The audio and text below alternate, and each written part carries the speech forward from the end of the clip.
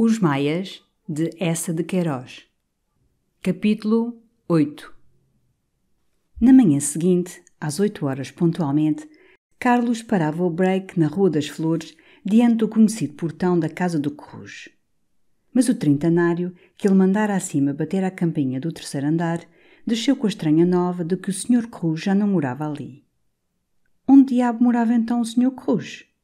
A criada dissera que o Sr. Cruz vivia agora na Rua de São Francisco, 4 portas adiante do Grêmio.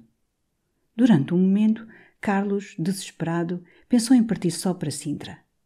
Depois lá largou para a Rua de São Francisco, amaldiçoando o maestro que mudara de casa sem avisar, sempre vago, sempre tenebroso. E era em tudo assim, Carlos. Nada sabia do seu passado, do seu interior, das suas afeições, dos seus hábitos. O Marquês, uma noite, levara-o ao ramalhete, dizendo ao ouvido de Carlos que estava ali um gênio. Ele encantara logo todo o mundo pela modéstia das suas maneiras e a sua arte maravilhosa ao piano. E todo o mundo, no ramalhete, começou a tratar Cruz por maestro, a falar também do Cruz como de um gênio, a declarar que Chopin nunca fizera obra igual à Meditação de Outono do Cruz. E ninguém sabia mais nada. Fora pelo Damaso que Carlos conhecera a casa do Cruz e soubera que ele vivia lá com a mãe, uma senhora viúva, ainda fresca e dona de prédios na Baixa. Ao portão da Rua de São Francisco, Carlos teve de esperar um quarto de hora. Primeiro, furtivamente ao fundo da escada, uma criada em cabelo que espreitou o break, os criados de farda e fugiu pelos degraus acima. Depois veio um criado em mangas de camisa trazer a maleta do senhor e um chale-manta. Enfim, o maestro desceu, a correr, quase aos trambolhões, com um caixonete de seda na mão, o guarda-chuva debaixo do braço, apotoando atarantadamente o paletó. Quando vinha pulando os últimos degraus, uma voz esganiçada de mulher gritou-lhe de cima: "Olha, não te esqueçam as cajadas!" E Cruz subiu precipitadamente para a almofada, para o lado de Carlos, rosnando que, com a preocupação de se levantar tão cedo, tivera uma insônia abominável. "Mas que diabo de ideia é essa de mudar de casa sem avisar a gente, homem?" exclamou Carlos, atirando-lhe para cima dos joelhos um bocado do plaid que o agasalhava, porque o maestro parecia arrepiado. "É que esta casa também é nossa", disse simplesmente Cruz. "Está claro, aí está uma razão", murmurou Carlos rindo e encolhendo os ombros. Partiram. Era uma manhã muito fresca, toda azul e branca, sem uma nuvem, com um lindo sol que não aquecia e punha nas ruas, nas fachadas das casas, barras alegres de claridade dourada. Lisboa acordava lentamente. As saloias ainda andavam pelas portas com os ceirões de hortaliças. Varria-se devagar a testada das lojas. No ar macio morria à distância um toque fino de missa. Cruz, tendo acabado de arranjar o caixonê e de abotoar as luvas, estendeu um olhar à esplêndida parelha baía reluzindo como um cetim sob o faiscar de prata dos arreios, aos criados com os seus ramos nas librés, a todo aquele luxo correto e rolando em cadência, onde fazia mancha o seu paletó. Mas o que o impressionou foi o aspecto resplandecente de Carlos, o olhar aceso, as belas cores, o belo riso, o que quer que fosse de vibrante e de luminoso, que, sob o seu simples veston de xadrezinho castanho, naquela almofada burguesa do break, lhe dava um arranque de herói jovial, lançando o seu carro de guerra. Cruz farejou uma aventura, soltou logo a pergunta que desde a véspera lhe ficara nos lábios. "Com franqueza, aqui para nós, que ideia foi esta de ir a Sintra?" Carlos gracejou. O maestro jurava o segredo pela alma melodiosa de Mozart e pelas fugas de Bach? Pois bem, a ideia era vir a Sintra, respirar o ar de Sintra, passar o dia em Sintra. Mas, pelo amor de Deus, que o não revelasse a ninguém. E acrescentou rindo: "Deixa-te levar, que não te hás de arrepender." Não, Cruz não se arrependia. Até achava delicioso o passeio, gostara sempre muito de Sintra. Todavia não se lembrava bem, tinha apenas uma vaga ideia de grandes rochas e de nascentes de águas vivas. E terminou por confessar que desde os 9 anos não voltara a Sintra. O quê? O maestro não conhecia Sintra? Então era necessário ficarem lá a fazer as peregrinações clássicas, subir à Pena, ir beber água à fonte dos Amores, barquejar na Várzea. "A mim o que me está a apetecer muito é setiais. E a manteiga fresca?" "Sim, muita manteiga", disse Carlos. "E burros, muitos burros. Enfim, uma écloga." O break rodava na estrada de Benfica. Iam passando muros enramados de quintas, casarões tristonhos de vidraças quebradas, vendas com o seu maço de cigarros à porta dependurado de uma guita. E a menor árvore, qualquer bocado de relva com papoulas, um fugitivo longe de colina verde, encantavam Cruz. Há que tempos ele não via o campo. Pouco a pouco o sol elevava-se. O maestro desembaraçou-se do seu grande cachenê. Depois, encalmado, despiu o paletó e declarou-se morto de fome. Felizmente estavam chegando à porcalhota. O seu vivo desejo seria o famoso coelho guisado, mas como era cedo para esse acepipe, decidiu-se, depois de pensar muito, por uma bela pratada de ovos com chouriço. Era uma coisa que não provava havia anos e que lhe daria a sensação de estar na aldeia. Quando o patrão, com um ar importante e como fazendo um favor, pousou sobre a mesa sem toalha a enorme travessa com o petisco, Cruz esfregou as mãos, achando aquilo deliciosamente campestre. A gente em Lisboa estraga a saúde, disse ele, puxando para o prato uma montanha de ovo e chouriço. Tu não tomas nada? Carlos, para lhe fazer companhia, aceitou uma chávena de café. Daí a pouco Cruz, que devorava, exclamou com a boca cheia. O reno também deve ser magnífico. Carlos olhou espantado e rindo. A que vinha agora ali o reno?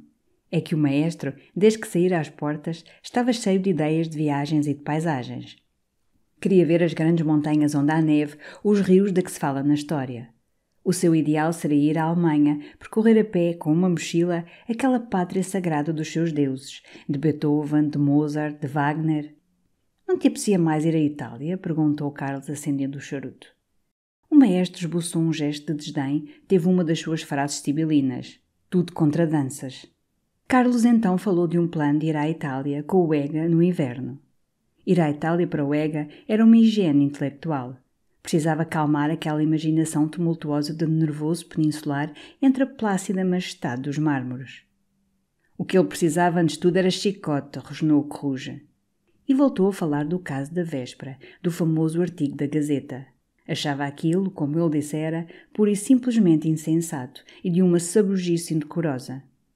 E o que afligia é que o Ega, com aquele talento, aquela verve fumegante, não fizesse nada.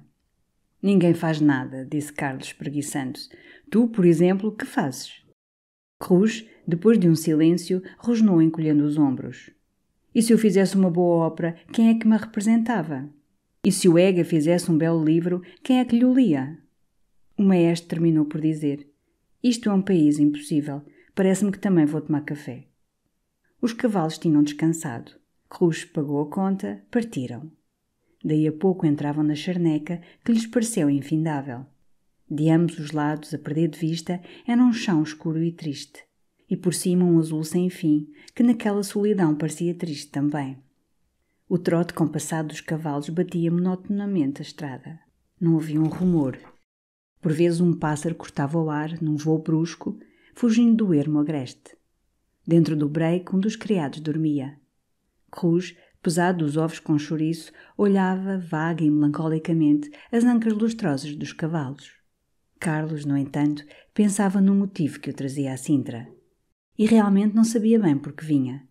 Mas havia 2 semanas que ele não avistava certa figura que tinha um passo de Deus apisando a terra e que não encontrava o negro profundo de 2 olhos que se tinham fixado nos seus. Agora supunha que ela estava em Sintra, corria a Sintra.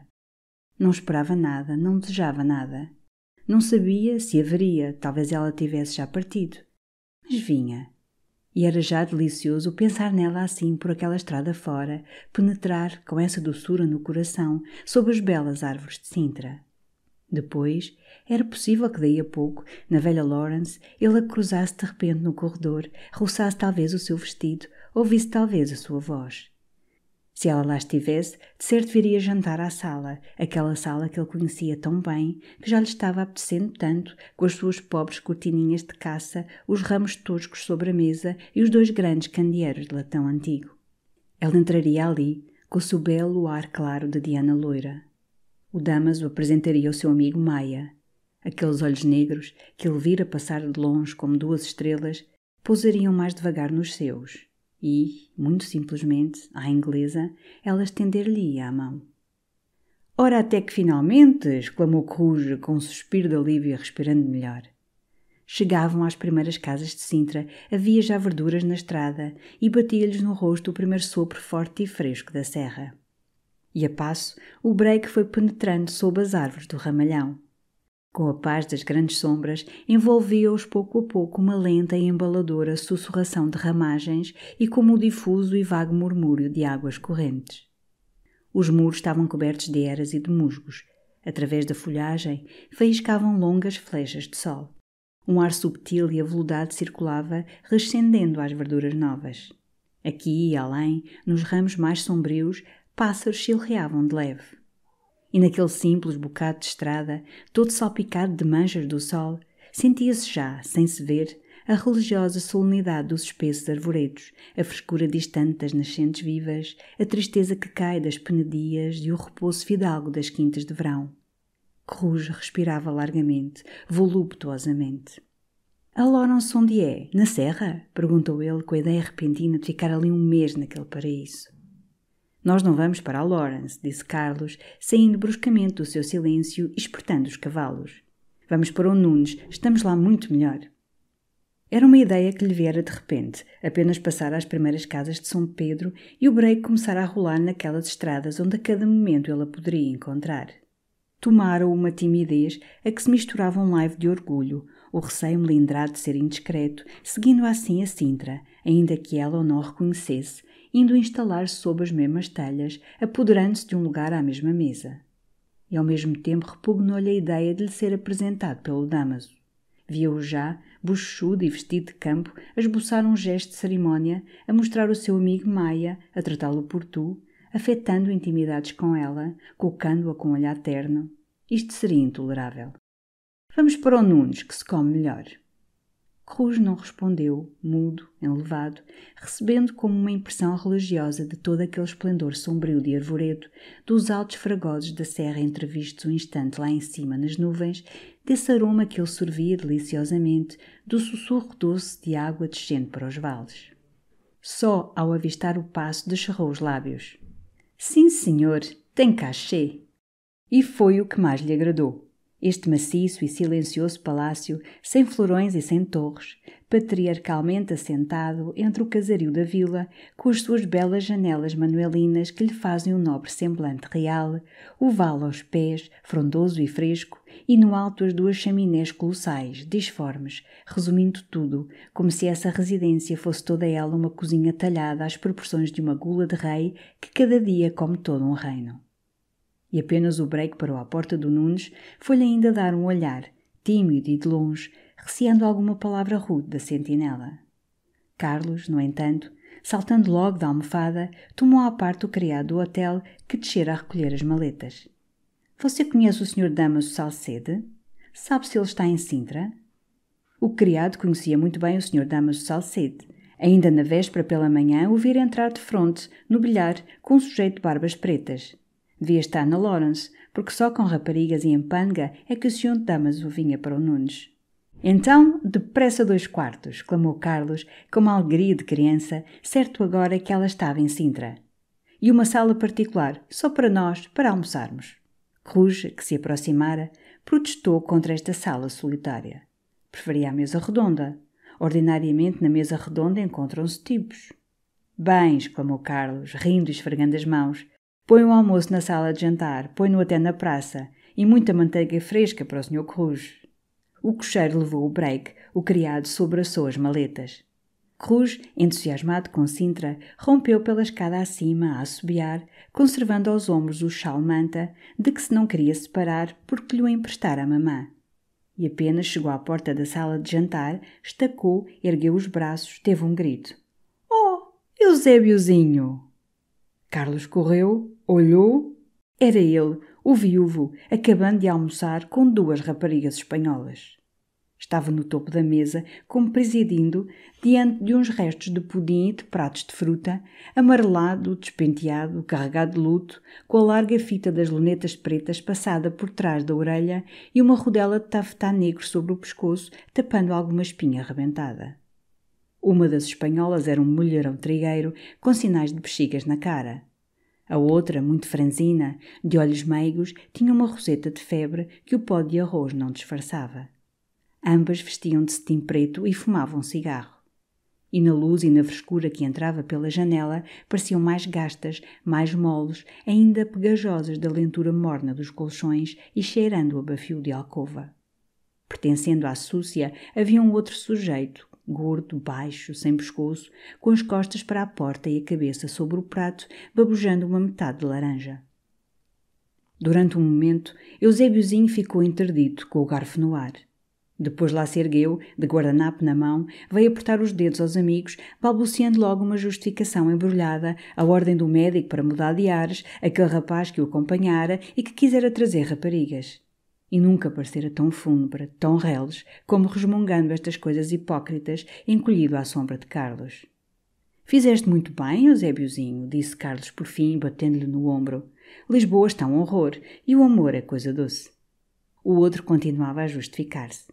Então a espanhola magrita, que fumava, afastada da mesa e com a perna traçada, elevou a voz, perguntou ao Coruja se ele não lhe falava. O maestro afirmou-se um momento e partiu de braços abertos para a sua amiga Lola.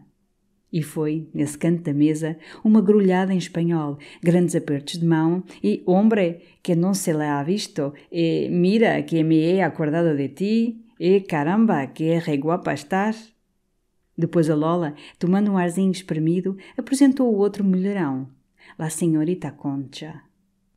Vendo isto, impressionado com tanta familiaridade, o sujeito obeso, que apenas levantara um instante a cabeça do prato, decidiu-se a examinar mais atentamente os amigos do Eusébio. Cruzou o talher, limpou com o guardanapo a boca, a testa e o pescoço, encavalou laboriosamente no nariz uma grande luneta de vidros grossos e, erguendo a face larga, balofa e cor de cidra, examinou detidamente Coruja e depois Carlos com uma impudência tranquila. Eusébiozinho apresentou o seu amigo Palma. E o seu amigo Palma, ouvindo o nome conhecido de Carlos da Maia, quis logo mostrar, diante de um gentleman, que era um gentleman também. Arrojou para longe o guardanapo, arredou para fora a cadeira e, de pé, estendendo a Carlos os dedos moles e de unhas roídas, exclamou, com um gesto para os restos da sobremesa: «Se Vossa Excelência é servido, é sem cerimónia, que isto, quando a gente vem a Sintra, é para abrir o apetite e fazer bem à barriga». Carlos agradeceu e ia retirar-se. Mas Coruja, que se animava e gracejava com a Lola, fez também do outro lado da mesa a sua apresentação. «Carlos, quero que conheças aqui a lindíssima Lola, relações antigas, e a senhorita Concha, que eu tive agora o prazer». Carlos saudou respeitosamente as damas. O mulherão da Concha rosnou secamente os buenos dias. Parecia de mau humor, pesada do almoço, amodorrada para ali, sem dizer uma palavra, com os cotovelos fincados na mesa, os olhos pestanudos meio cerrados, ora fumando, ora palitando os dentes. Mas a Lola foi amável, fez de senhora, ergueu-se, ofereceu a Carlos a mãozita suada. Depois, retomando o cigarro, dando um jeito às pulseiras de ouro, declarou, com um requebro de olhos, que conhecia de há muito Carlos. «Não há estado usted com a Encarnación?» Sim, Carlos tivera essa honra, que era feito dela, dessa bela Encarnación. A Lola sorriu com finura, tocou no cotovelo do maestro.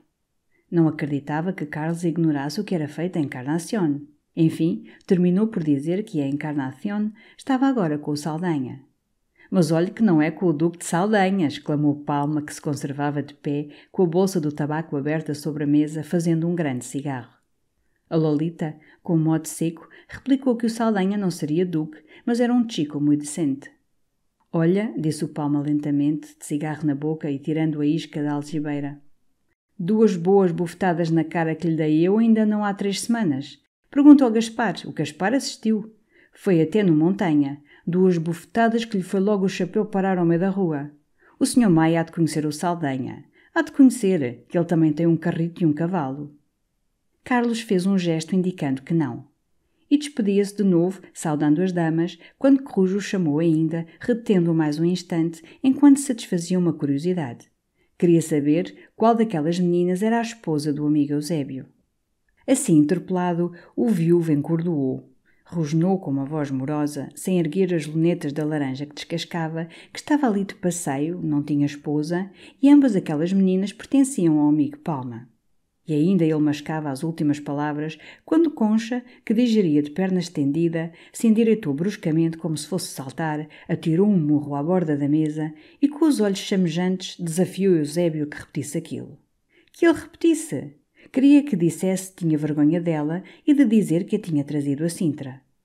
E como o Eusébio, já enfiado, tentava gracejar, fazer-lhe uma festa, ela despropositou, atirou-lhe os piores nomes, dando sempre punhadas na mesa, com uma fúria que lhe torcia a boca, lhe punha 2 manchas de sangue no carão trigueiro. A Lolita, vexada, puxava-lhe pelo braço. A outra deu-lhe um repelão. E, mais excitada com a estridência da própria voz, esvaziou-se de toda a bilis, chamou-lhe porco, acusou-o de forreta, usou-o como um trapo vil. Palma, aflito, debruçado sobre a mesa, exclamava num tom ansioso: "Oh, Concha, escuta lá, ouve lá! Concha, eu te explico!" De repente ela ergueu-se, a cadeira tombou para o lado. E o mulherão abalou pela sala fora, a grande cauda de cetim varreu desabridamente o soalho, ouviu-se dentro estalar uma porta. No chão ficara caído um pedaço da mantilha da renda. O criado, que entrava do outro lado com a cafeteira, estacou, afiando o olho curioso, farejando o escândalo. Depois, calado e secamente, foi servindo em roda o café. Durante um momento houve um silêncio. Apenas, porém, o criado saiu, a Lolita e o Palma, agitados mas abafando a voz, atacaram Eusébiozinho. Ele portara-se muito mal. Aquilo não fora de cavalheiro. Tinha trazido a rapariga à Sintra, devia a respeitar, não a ter renegado assim, à bruta, diante de todos. "Esto não se hace", dizia a Lolita, de pé, gesticulando com os olhos brilhantes, voltando para Carlos, "ha sido una cosa muy fea."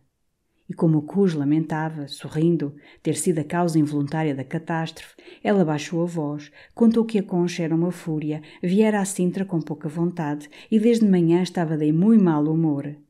Pero lo de Silveira havia sido una grande pollice.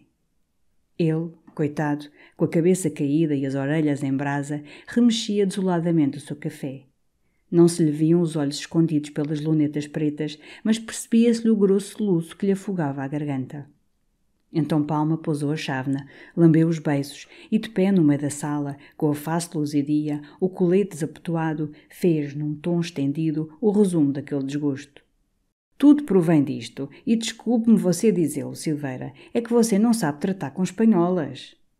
A esta cruel palavra o viúvo sucumbiu. A colher caiu-lhe dos dedos. Ergueu-se, acercou-se de Carlos e de Cruz, como refugiando-se neles, vindo reconfortar-se ao calor da sua amizade, e desabafou, estas palavras angustiosas escaparam-se-lhe dos lábios. "Vejam vocês, vem a gente a um sítio destes para gozar um bocado de poesia, e no fim é uma destas." Carlos bateu-lhe melancolicamente no ombro. "A vida é assim, Eusébiozinho." Cruz fez-lhe uma festa nas costas. "Não se pode contar com prazer, Silveirinha." Mas Palma, mais prático, declarou que era forçoso arranjarem-se as coisas. Virem a Sintra para questões e amuros, isso não. Naquelas pândegas queria-se harmonia, chalaça e gozar. Coices, não. Então ficava-se em Lisboa, que era mais barato. Chegou-se a Lola, passou-lhe os dedos pela face com amor. "Anda, Lolita, vai tu lá dentro à Concha, diz-lhe que se não faça tola, que venha tomar café. Anda, que tu sabes-la levar, diz-lhe que peço eu." Lolita esteve um momento escolhendo 2 boas laranjas, foi dar um jeito ao cabelo diante do espelho, apanhou a cauda e saiu, atirando a Carlos ao passar, um olhar e um sorrisinho. Apenas ficaram sós, Palma voltou-se para o Eusébio e deu-lhe conselhos muito sérios sobre o sistema de tratar espanholas. Era necessário levá-las por bons modos, por isso é que elas se pelavam por portugueses, porque lá em Espanha era abordoada. Enfim, ele não dizia que em certos casos 2 boas bolachas, mesmo um bom par de bengaladas, não fossem úteis. Sabiam, por exemplo, os amigos quando se devia bater? Quando elas não gostavam da gente e se faziam ariscas. Então sim, então, zás, tapona, que elas ficavam logo pelo beiço. Mas depois bons modos, delicadeza, tal qual como com francesas. Acredite você isto, Silveira, olhe que eu tenho experiência. E o Sr. Maia que lhe diga se isto não é verdade, ele que tem também experiência e sabe viver com espanholas. E isto foi dito com tanto calor, tanto respeito, que Cruz desatou a rir, fez rir Carlos também. O Sr. Palma, um pouco chocado, compôs mais as lunetas e olhou para eles. Os senhores riem-se. Imaginam que eu estou a mangar? Olhem que eu comecei a lidar com espanholas aos 15 anos. Não, escusam de rir, que nisso ninguém me ganha. Lá o que se chama ter jeito para espanholas, cá o meco. E vamos lá que não é fácil. É necessário ter um certo talento. Olhem, o herculano é capaz de fazer belos artigos e estilo catita. Agora tragam-no cá para lidar com espanholas e veremos. Não dá meia. Eusébiozinho, no entanto, fora 2 vezes escutar à porta. Todo o hotel caíra num grande silêncio. A Lolita não voltava. Então Palma aconselhou um grande passo. Vá você lá dentro, Silveira. Entre pelo quarto. E assim, sem mais nem menos, chegue-se ao pé dela. E tapona? Perguntou Corujo, muito seriamente, gozando o Palma. Qual tapona? Ajoelhe e peça perdão. Neste caso é pedir perdão. E como pretexto, Silveira, leve-lhe você mesmo o café. Eusébiozinho, com um olhar ansioso e mudo, consultou os seus amigos. Mas o seu coração já decidira. E daí a um momento, com o pedaço de mantilha numa das mãos, a chávena do café na outra, enfiado e comovido, lá partia a passos lentos pelo corredor a pedir perdão à Concha. E logo atrás dele, Carlos e Corujo deixaram a sala sem se despedirem do Sr. Palma, que de resto, indiferente também, já se acomodara à mesa a preparar regaladamente o seu grog. Eram 2 horas quando os 2 amigos saíram enfim do hotel a fazer esse passeio a setiais que desde Lisboa tanto tentava o maestro. Na praça, por defronte das lojas vazias e silenciosas, cães vadios dormiam ao sol. Através das grades da cadeia, os presos pediam esmola. Crianças, enxovalhadas em farrapos, garotavam pelos cantos. E as melhores casas tinham ainda as janelas fechadas, continuando o seu sono de inverno entre as árvores já verdes. De vez em quando aparecia um bocado da serra, com a sua muralha de ameias correndo sobre as penedias, ouvia-se o Castelo da Pena, solitário, lá no alto. E por toda a parte o luminoso ar de abril punha a doçura do seu veludo. De fronte ao hotel da Lawrence, Carlos retardou o passo, mostrou-o ao Corujo. Tem o ar mais simpático, disse o maestro, mas valeu muito a pena ir para o Nunes só para ver aquela cena. E então com que o Sr. Carlos da Maia tem experiência de espanholas? Carlos não respondeu, os seus olhos não se despegavam daquela fachada banal, onde só uma janela estava aberta com um par de botinas de duraque secando ao ar. À porta, 2 rapazes ingleses, ambos de knickerbockers, cachimbavam em silêncio. E de fronte, sentados sobre um banco de pedra, 2 borriqueiros ao lado dos burros, não lhes tiravam o olho de cima, sorrindo-lhes, coçando-os como uma presa. Carlos ia seguir, mas pareceu-lhe ouvir, distante e melancólico, saindo do silêncio do hotel, um vago som de flauta.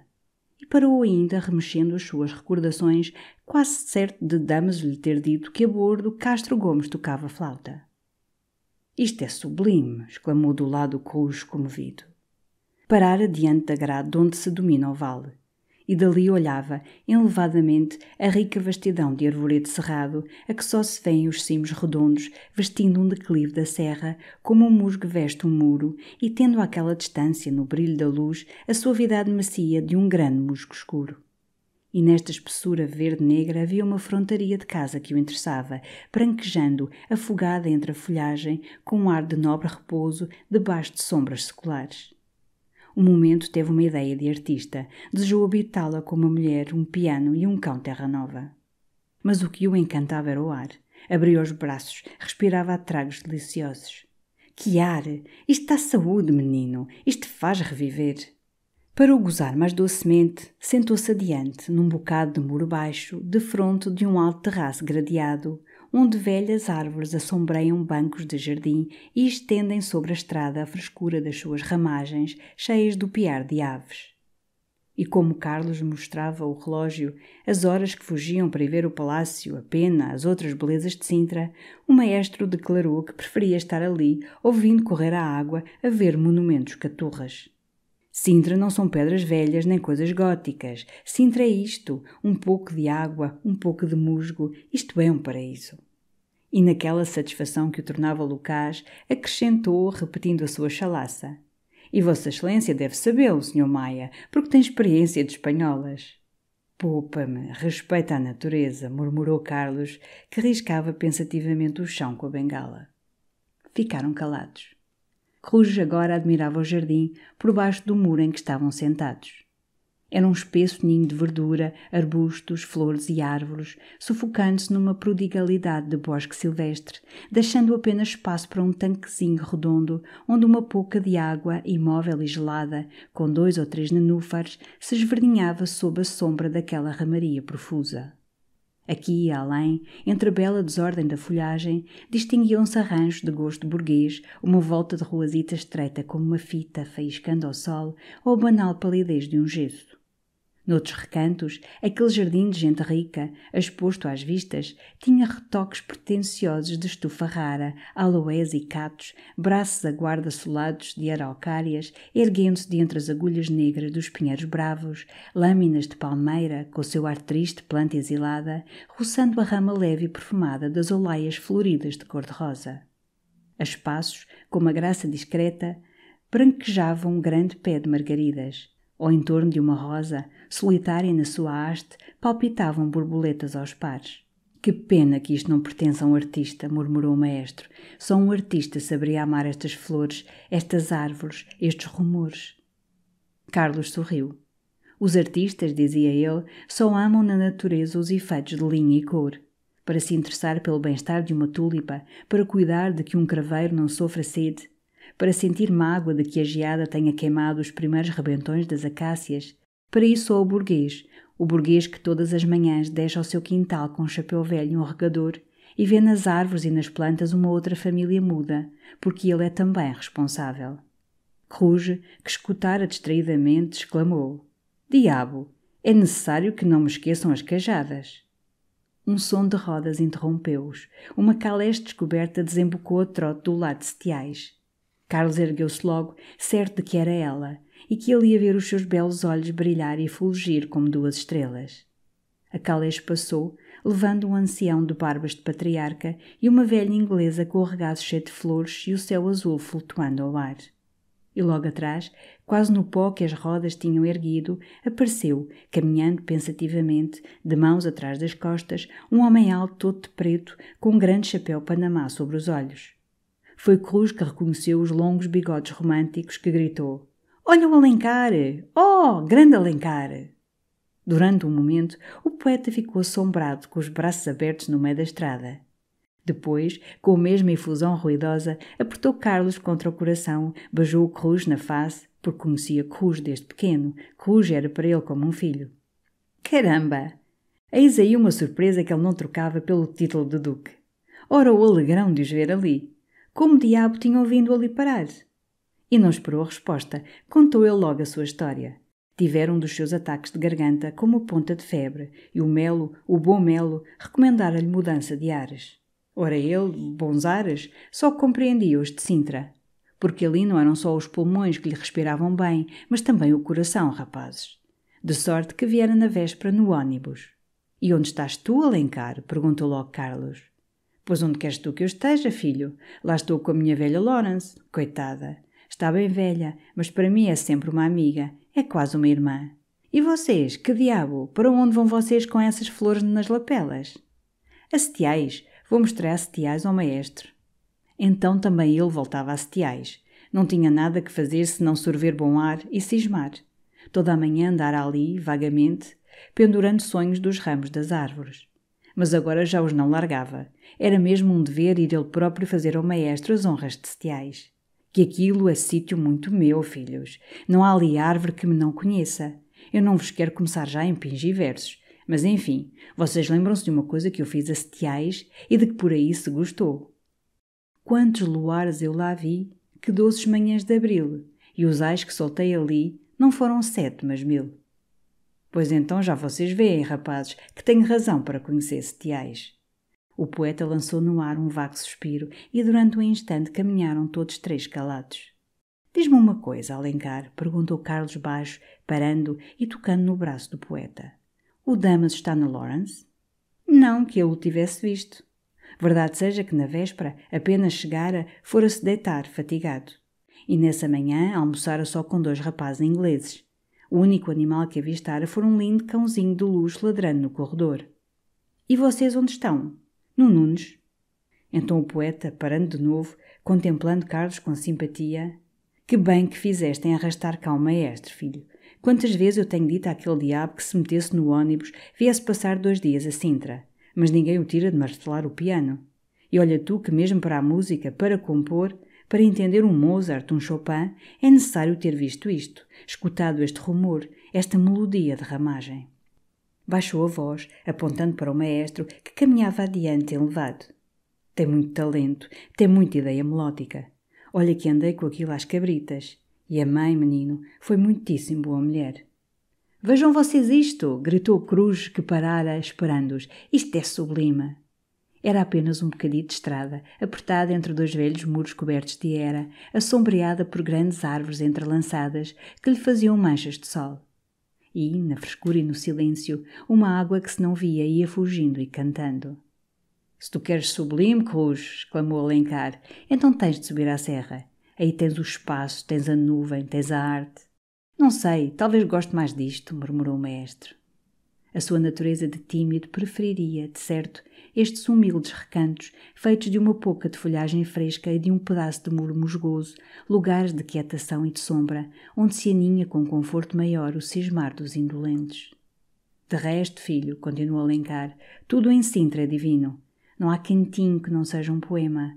Olha, ali tens tu, por exemplo, aquela linda florzinha azul. E, eternamente, apanhou-a. Vamos andando, murmurou Carlos impaciente, e agora, desde que o poeta falara do cãozinho de luxo, mais certo de que ela estava na Lawrence e que a ia brevemente encontrar. Mas ao chegar a Setiais, Cruz teve uma desilusão diante daquele vasto terreiro coberto de erva, com o palacete ao fundo, enxovalhado, de vidraças partidas, e erguendo pomposamente sobre o arco, em pleno céu, o seu grande escudo de armas. Ficara-lhe a ideia, de pequeno, que Setiais era um montão pitoresco de rochedos dominando a profundidade de um vale. E a isto misturava-se vagamente uma recordação de luar e de guitarras, mas aquilo que ele ali via era um desapontamento. A vida é feita de desapontamentos, disse Carlos. Anda para diante. E apressou o passo através do terreiro, enquanto o maestro, cada vez mais animado, lhe gritava a chalaça do dia. E Vossa Excelência deve sabê-lo, Sr. Maia, porque tem experiência de espanholas.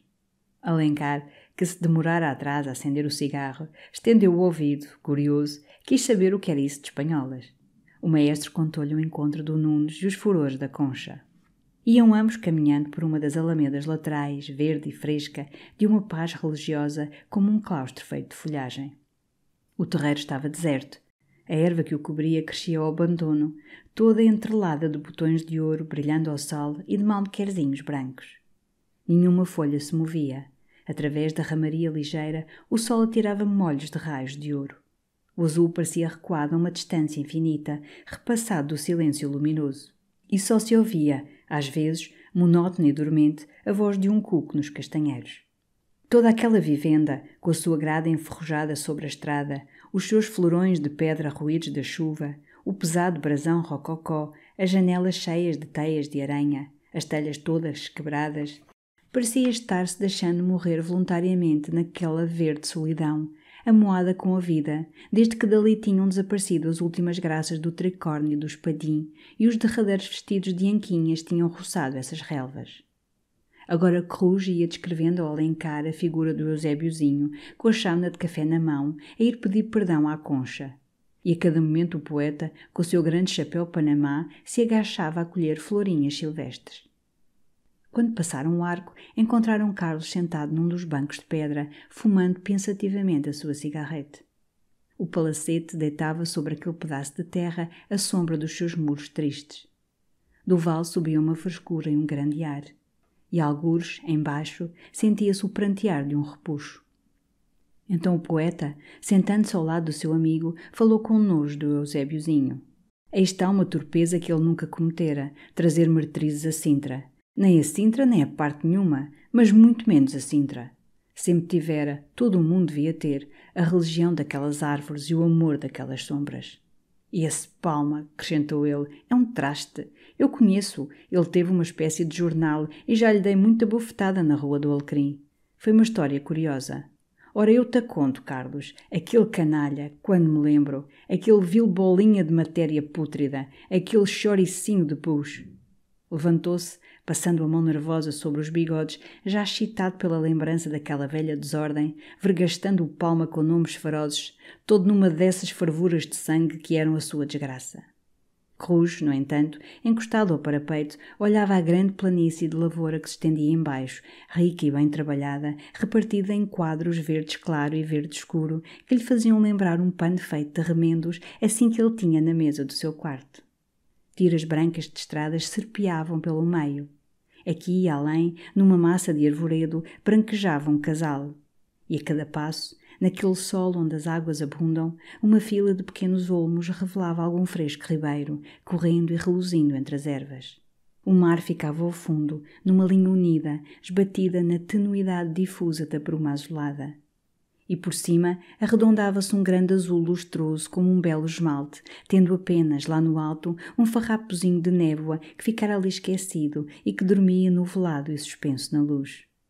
«Tive nojo!» exclamava o Alencar, rematando fogosamente a sua história. «Palavra que tive nojo!» Atirei-lhe a bengala aos pés, cruzei os braços e disse-lhe: «Aí tem você a bengala, seu cobarde! A mim bastam as mãos!» «Que diabo! Não me hão de esquecer as cajadas!» murmurou Rouge para si mesmo, afastando-se do parapeito. Carlos erguera-se também, olhava o relógio. Mas antes de deixar setiais, Rouge quis explorar o outro terraço ao lado. E apenas subira 2 velhos degraus de pedra, soltou de lá um grito alegre. «Bem dizia eu! Cá estão eles! E você a dizer que não!» Foram-me encontrar triunfante diante de um montão de penedos polidos pelo uso, já com um vago feitio de assentos deixados ali outrora, poeticamente, para dar ao terraço uma graça agreste da selva brava. «Então, não dizia ele? Bem dizia ele que em Setiais havia penedos. Se eu me lembrava perfeitamente, Penedo da Saudade, não é que se chama, Alencar?» Mas o poeta não respondeu. Diante daquelas pedras cruzara os braços, sorria dolorosamente. E imóvel, sombrio no seu fato negro, com o panamá carregado para a testa, envolveu todo aquele recanto num olhar lento e triste. Depois, no silêncio, a sua voz ergueu-se, saudosa e dolente. «Vocês lembram-se, rapazes, nas flores e martírios, de uma das coisas melhores que lá tenho, em rimas livres, chamada 6 de agosto? Não se lembram, talvez? Pois eu vos-la digo, rapazes.» Maquinalmente tirava do bolso um lenço branco. E com ele flutuante na mão, puxando Carlos para junto de si, chamando do outro Rouge, baixou a voz como numa confidência sagrada, recitou com ardor surdo, mordendo as sílabas, trêmulo, numa paixão efêmera de nervoso. «Vieste, cingi-te ao peito, em redor que noite escura. Não tinha rendas o leito, não tinha lavores na barra, que era só a rocha dura. Muito ao longe uma guitarra gemia vagos arpejos. Vê tu que não me esqueceu, e a rocha dura aqueceu ao calor dos nossos beijos.» Esteve um momento embebendo o olhar nas pedras brancas batidas do sol, atirou para lá um gesto triste e murmurou: «Foi ali.» E afastou-se, alquebrado sob o seu chapéu panamá, com o lenço branco na mão. Rouge, que aqueles romantismos impressionavam, ficou a olhar para os penedos como para um sítio histórico. Carlos sorria. E quando ambos deixaram esse recanto do terraço, o poeta, agachado junto do arco, estava apertando o atilho da cerola. Endireitou-se logo, já toda a emoção o deixara, mostrava os maus dentes num sorriso amigo e exclamou apontando para o arco: «Agora, Rouge, filho, repara tu naquela tela sublime.» O maestro embasbacou. No vão do arco, como dentro de uma pesada moldura de pedra, brilhava, à luz rica da tarde, um quadro maravilhoso de uma composição quase fantástica, como a ilustração de uma bela lenda de cavalaria e de amor. Era no primeiro plano o terreiro, deserto e verdejando, todo salpicado de botões amarelos. Ao fundo, o renque cerrado de antigas árvores, com era nos troncos, fazendo ao longo da grade uma muralha de folhagem reluzente.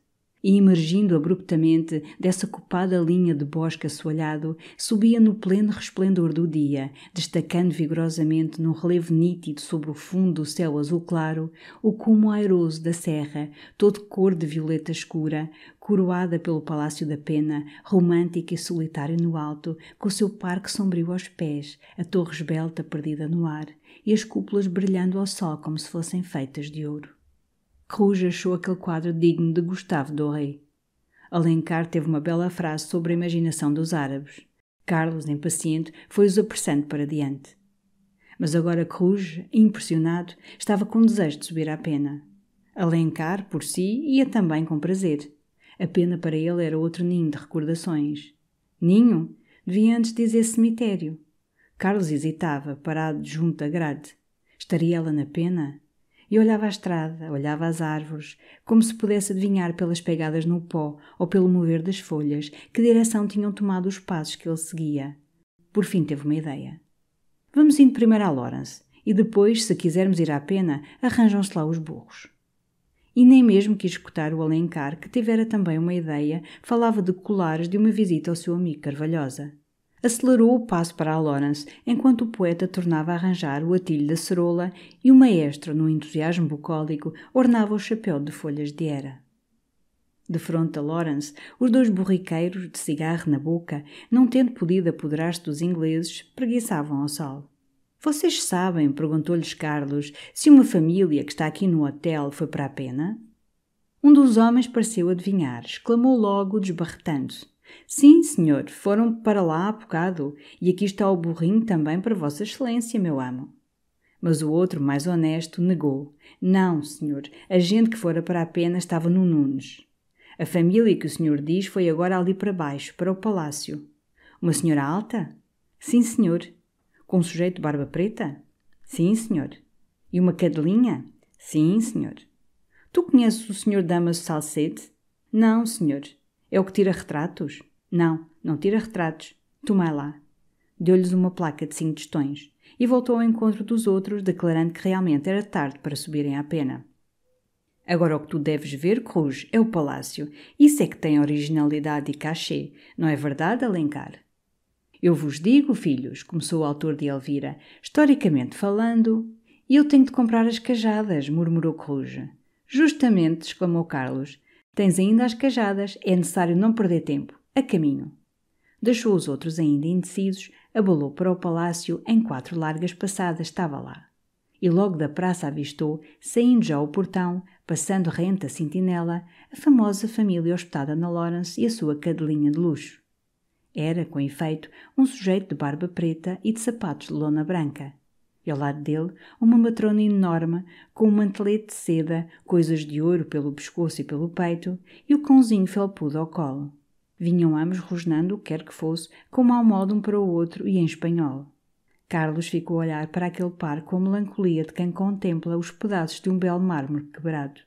Não esperou mais pelos outros, nem os quis encontrar. Correu a Lawrence por um caminho diferente, ávido de uma certeza. E aí, o criado que lhe apareceu disse-lhe que o Sr. Salcedo e os Srs. Castro Gomes tinham partido na véspera para Mafra. E de lá? O criado ouvira dizer ao Sr. Damaso que de lá voltavam a Lisboa. Bem, disse Carlos atirando o chapéu para cima da mesa, traga-me você um cálice de conhaque e uma pouca de água fresca. Sintra, de repente, pareceu-lhe intoleravelmente deserta e triste. Não teve ânimo de voltar ao palácio, nem quis sair mais dali.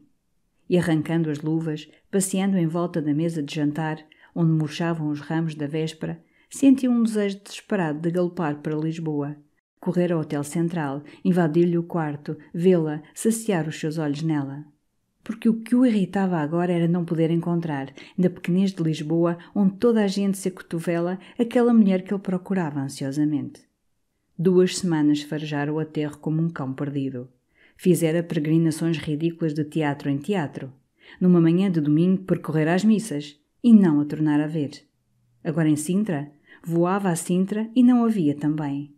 Ela cruzava-o uma tarde, bela como uma deusa transviada no aterro, deixava-lhe cair na alma por acaso um dos seus olhares negros e desaparecia, e evaporava-se, como se tivesse realmente remontado ao céu, de hora em diante invisível e sobrenatural. E ele ali ficava, com aquele olhar no coração, perturbando todo o seu ser, orientando surdamente os seus pensamentos, desejos, curiosidades, toda a sua vida interior, para uma adorável desconhecida, de quem ele nada sabia senão que era alta e loira e que tinha uma cadelinha escocesa. Assim acontece com as estrelas de acaso. Elas não são de uma essência diferente, nem contêm mais luz que as outras. Mas por isso mesmo que passam fugitivamente e se esvaem, parecem despedir um fulgor mais divino, e o deslumbramento que deixam nos olhos é mais perturbador e mais longo. Ele não a tornara a ver. Outros viam-na. O Taveira vira. No Grêmio, ouviram um alferre de lanceiros falar dela, perguntar quem era, porque a encontrava todos os dias. O alferes encontrava-a todos os dias. Ele não a via e não sossegava. O criado trouxe o conhaque. Então Carlos, preparando vagarosamente o seu refresco, conversou com ele, falou um momento dos dois rapazes ingleses, depois da espanhola obesa. Enfim, dominando uma timidez, quase corando, fez, através de grandes silêncios, perguntas sobre os Castro Gomes. E cada resposta lhe parecia uma aquisição preciosa. A senhora era muito madrugadora, dizia o criado. Às 7 horas tinha tomado banho, estava vestida e saía só. O senhor Castro Gomes, que dormia num quarto separado, nunca se mexia antes do meio-dia. E à noite ficava uma eternidade à mesa, fumando cigarretes e molhando os beiços em copinhos de conhaque e água. Ele e o senhor Damaso jogavam o dominó. A senhora tinha montões de flores no quarto e tencionavam ficar até domingo, mas fora ela que apressara a partida. — Ah! — disse Carlos depois de um silêncio. — Foi a senhora que apressou a partida? — Sim, senhor, com cuidado na menina que tinha ficado em Lisboa. — Vossa Excelência toma mais conhaque? Com um gesto Carlos recusou e veio sentar-se no terraço. A tarde descia, calma, radiosa, sem um estremecer de folhagem, cheia de claridade dourada, numa larga serenidade que penetrava a alma. Ele tê-la ia, pois, encontrado, ali mesmo naquele terraço, vendo também que ir a tarde, se ela não estivesse impaciente por tornar a ver a filha, algum bebezinho loiro que ficara só com a ama. Assim, a brilhante Deus era também uma boa mamã. E isto dava-lhe um encanto mais profundo. Era assim que ele gostava mais dela, com este terno estremecimento humano nas suas belas formas de mármore. Agora já ela estava em Lisboa. Imaginava-a nas rendas do seu penhoar, com o cabelo enrolado à pressa, grande e branca, erguendo ao ar o bebê nos seus esplêndidos braços de Juno e falando-lhe com um riso de ouro. Achava assim adorável, todo o seu coração fugia para ela. Ah! Poder ter o direito de estar junto dela, nessas horas de intimidade, bem junto, sentindo o aroma da sua pele e sorrindo também a um bebê. E, pouco a pouco, foi-lhe surgindo na alma um romance, radiante e absurdo. Um sopro de paixão, mais forte que as leis humanas, enrolava violentamente, levava juntos o seu destino e o dela. Depois, que divina existência, escondida num ninho de flores e de sol, longe, nalgum canto da Itália, e toda a sorte de ideias de amor, de devoção absoluta, de sacrifício, invadiam-no deliciosamente, enquanto os seus olhos se esqueciam, se perdiam, enlevados na religiosa solenidade daquele belo fim da tarde. Do lado do mar subia uma maravilhosa cor de ouro pálido, que ia no alto diluir o azul, dava-lhe um branco indeciso e opalino, um tom de desmaio doce. E o arvoredo cobria-se todo de uma tinta loira, delicada e dormente. Todos os rumores tomavam uma suavidade de suspiro perdido. Nenhum contorno se movia como na imobilidade de um êxtase. E as casas, voltadas para o poente, com uma ou outra janela acesa em brasa, os cimos redondos das árvores apinhadas, descendo a serra numa espessa debandada para o vale, tudo parecera ficar de repente parado num recolhimento melancólico e grave, olhando a partida do sol, que mergulhava lentamente no mar. — Oh, Carlos, tu estás aí? Era embaixo, na estrada, a voz grossa do Alencar gritando por ele. Carlos apareceu à varanda do terraço. — Que diabos estás tu aí a fazer, rapaz? — clamou Alencar, agitando alegremente o seu Panamá. — Nós lá estivemos à espera, no Covil Real. Fomos ao Nunes e íamos agora procurar-te à cadeia. E o poeta riu largamente da sua pilhéria, enquanto Cruz, ao lado, de mãos atrás das costas e a face erguida para o terraço, bocejava desconsoladamente. Vim refrescar, como tu dizes, tomar um pouco de conhaque, que estava com sede. Conhaque? Eis aí o mimo porque o pobre Alencar estivera ansiando toda a tarde desde setiais. E galgou logo as escadas do terraço, depois de ter gritado para dentro para a sua velha Lawrence que lhe mandasse acima meia da fina. Viste o passo, hein, Cruz? Perguntou Carlos ao maestro, quando ele apareceu arrastando os passos. Então, parece-me que o que nos resta a fazer é jantar e abalar. Cruz concordou.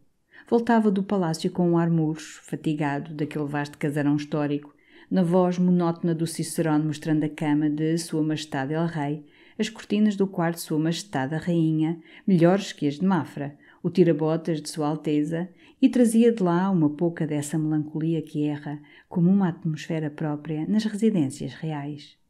E aquela natureza de Sintra, ao escurecer, dizia ele, começava a entristecê-lo. Então concordaram em jantar ali, na Lawrence, para evitar o espetáculo torpe do Palma e das damas, mandar vir à porta o break e partir depois ao nascer do luar. Alencar, aproveitando a carruagem, recolhia também a Lisboa. E, para ser festa completa, exclamou ele, limpando os bigodes do conhaque, enquanto vocês vão ao Nunes pagar a conta e dar ordens para o break, eu vou-me entender lá abaixo à cozinha com a velha Lawrence e preparar-vos um bacalhau a Alencar, recipe meu, e vocês verão que é um bacalhau. Porque lá isso, rapazes, versos farão outros melhores, bacalhau não.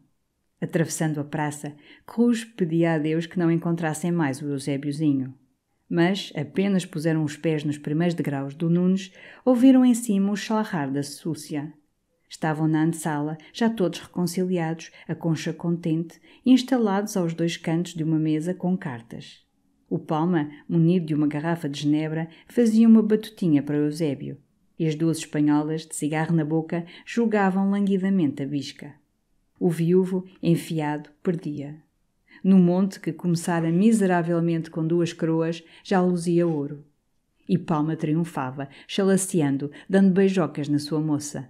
Mas, ao mesmo tempo, fazia de cavalheiro, falava de dar a desforra, ficar ali, sendo necessário até de madrugada. Então vossas excelências não se tentam? Isto é para passar o tempo. Em Sintra tudo serve. Valete, perdeu você outro mico no rei. Deve a libra mais 15 tostões, Sou Silveira. Carlos passara sem responder, seguido pelo criado, no momento em que Eusébiozinho, furioso, já desconfiado, quis verificar com as lunetas negras sobre o baralho se lá estavam todos os reis. Palma lastrou as cartas largamente, sem se zangar. Entre amigos, que diabo, tudo se admitia.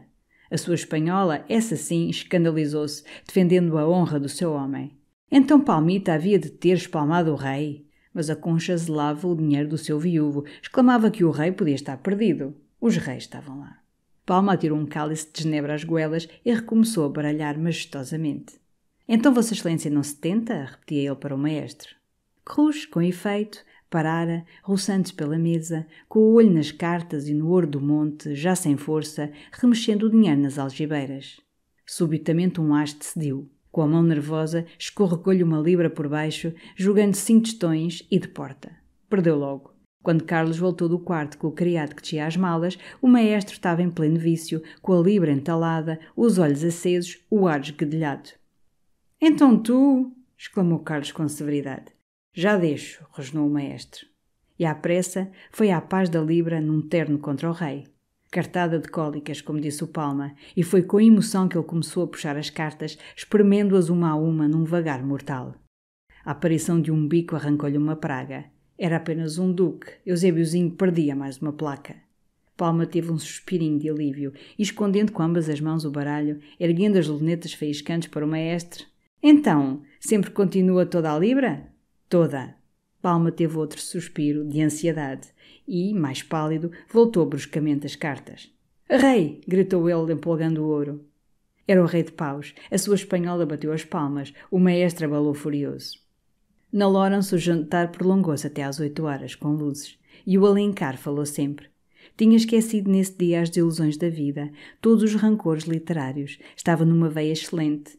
E foram histórias dos velhos tempos de Sintra, recordações da sua famosa ida a Paris, coisas picantes de mulheres, bocados da crónica íntima da regeneração, tudo isto com estridências de voz e filhos isto e rapazes aquilo, e gestos que faziam oscilar as chamas das velas e grandes copos de colar emborcados de um trago.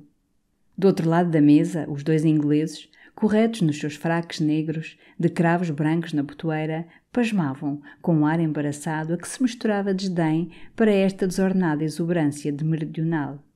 A aparição do bacalhau foi um triunfo, e a satisfação do poeta tão grande que desejou mesmo, caramba, rapazes, que ali estivesse o Ega.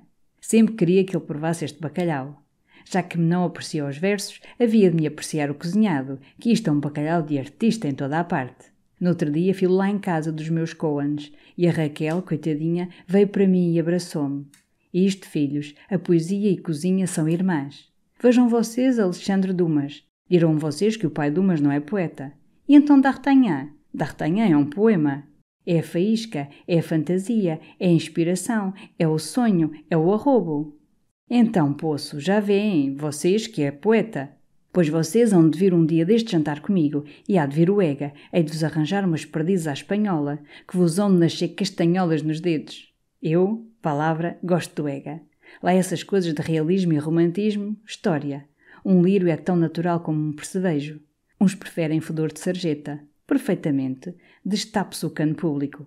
Eu prefiro pós de marchala num seio branco. A mim, o seio, e lá vai a vossa. O que se quer é coração, e o Ega tem-no. E tem faísca, tem rasgo, tem estilo. Pois, assim é que eles se querem, e lá vai a saúde do Ega. Pousou o copo, passou a mão pelos bigodes e rosnou mais baixo. E, se aqueles ingleses continuam a embasbacar para mim, vai-lhes um copo na cara e é aqui um vendaval que há da Grã-Bretanha ficar sabendo o que é um poeta português. Mas não houve vendaval. A Grã-Bretanha ficou sem saber o que é um poeta português e o jantar terminou num café tranquilo. Eram 9 horas, fazia luar, quando Carlos subiu para a almofada do breque. Alencar, embuçado num capote, um verdadeiro capote de padre de aldeia, levava na mão um ramo de rosas. E agora guardara o seu panamá na maleta, trazia um boné de lontra.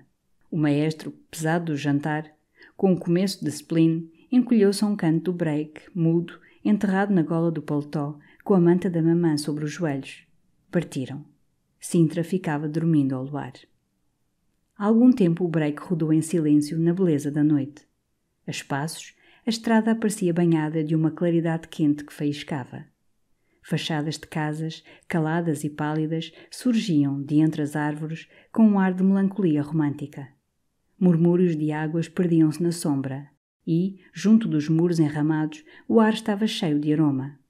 Alencar acendera o cachimbo e olhava a lua.